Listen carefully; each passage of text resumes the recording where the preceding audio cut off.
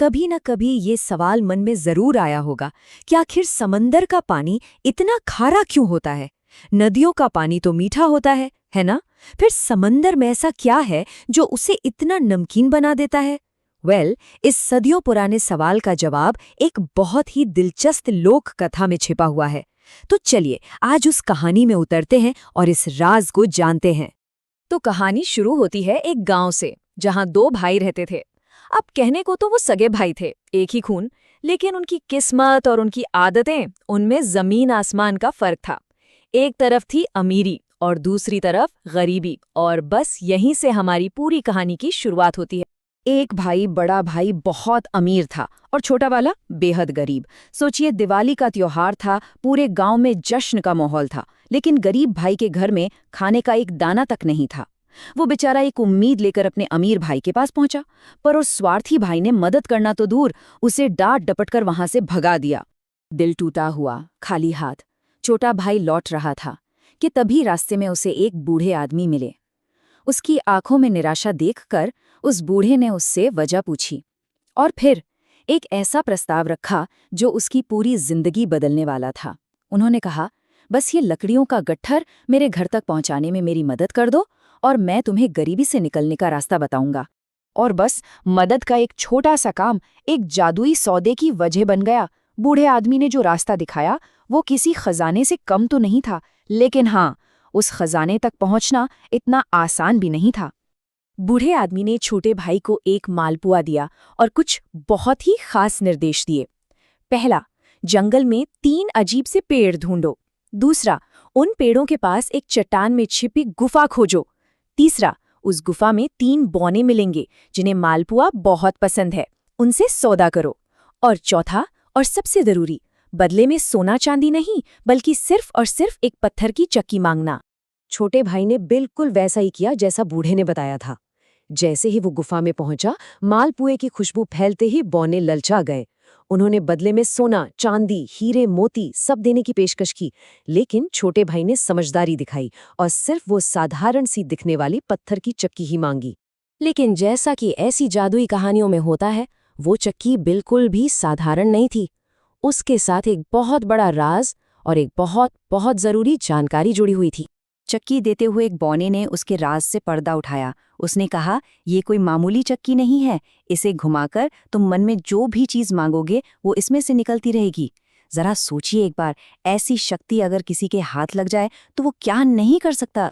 लेकिन हर शक्ति के साथ उसे काबू करने का तरीका जानना भी जरूरी है। बौने ने उसे चेताया, एक बात याद रखना, जब तुम्हारी जरूरत पूरी हो जाए तो इस पर ये लाल कपड़ा डाल देना, वरना ये चक्की कभी नहीं रुकेगी। यही छोटी सी जानकारी शक्ति और तबाही के बीच का फर्क थी। छोटा भाई घर पहुंचा। उसने सबसे पहले चक्की से चावल और दाल निकाले ताकि उसके भूखे परिवार का पेट भर सके। फिर उसने समझदारी से काम लिया। उसने गेहूं, घी, तेल और मसाले जैसी चीजें निकालकर बाजार में बेचीं, और देखते ही देखते वो अपने अमीर भाई से भी ज्यादा अमीर हो गया। अब कहानी का रुख बदलता है।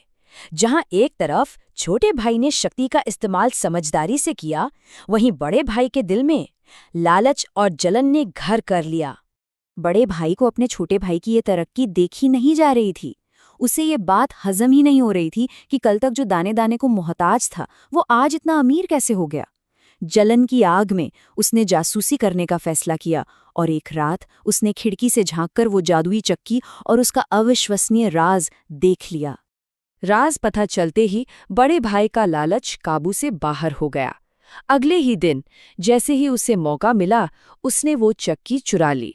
रातों रात दुनिया का सबसे अमीर आदमी बनने का सपना लेकर वो अपने परिवार के साथ एक नाव में बैठा और किसी अनजान टापू की ओर निकल पड़ा। जब नाव समंदर के बीचों बीच पहुंची तो अपने घमंड में चूर बड़े भाई ने अपनी पत्नी को चक्की की शक्ति दिखाने का फैसला किया। उसने चक्की को घुमाया और जोर से चिल्लाया, चक्की चक्की नमक निकाल। और फिर क्या था, जादुई चक्की ने तुरंत अपना काम शुरू कर दिया। और यही उससे वो सबसे बड़ी भूल हो गई। उसने चोरी छिपे चक्की को चलाना तो देख लिया था, पर उसे रोकना कैसे है, वो राज तो उसे पता ही नहीं था। देखते ही देखते नाव में नमक का ढेर लग गया और नाव वजन से तेजी से डूबने लगी। और अब हम पहुंचते हैं कहानी के उस आखिरी हिस्से पर जो हमें सीधा हमारे सबसे पहले सवाल का जवाब देता है। चक्की को रोकने का वो एक तरीका, वो उसे पता ही नहीं था। उसका अधूरा ज्ञान और पूरा लालच आखिरकार उसे ले ही डूबा। पलक झपकते ही नाव, उसका परिवार और वो जादुई चक्की सब के सब समंदर की गहराइयों में समा गए। और इस लोक कथा के हिसाब से वो जादुई चक्की आज भी समंदर की तलहटी में घूम रही है और बिना रुके लगातार नमक निकाले जा रही है। और कहते हैं यही वो वजह है कि सदियों से समंदर का पानी इतना खारा है। तो इस कहानी की सीख क्या है? बहुत सीधी और सरल है। लालच बुरी बला है।